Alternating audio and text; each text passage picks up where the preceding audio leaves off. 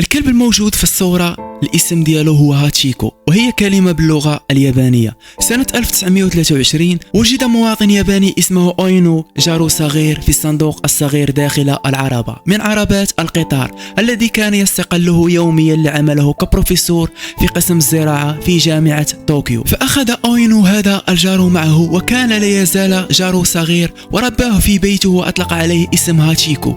تمر الأيام ويكبر هاتشيكو ويصبح كلبا بالغا، وكان أوينو يذهب للعمل كل يوم بالقطار، وكان هاتشيكو معتاد أن يوصله للمحطة حتى عودته بعدها ب10 ساعات تقريبا. وفي يوم من الأيام سنة 1925 أصيب أونيو بنزيف دماغي تعرض له في الجامعة أدى إلى وفاته ولم يعد إلى المنزل.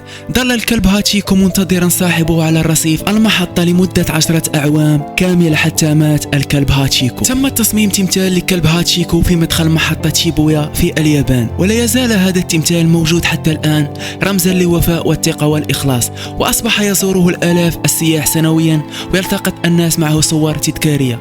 العبرة من القصة: يا ليت الإنسان يتعلم من الكلب الإخلاص والوفاء، ويدرك أن الوفاء ليس له مقابل وليس له مصالح. الوفاء حق وعطاء وخلق جميل. الوفاء كلمة أثقل من الجبال وأطول من الحبال. لستفتي من العبرة، ما تنساش دير اشتراك بقناة مهدي WBS، ما تنساش تخلي معك واحد اللايك.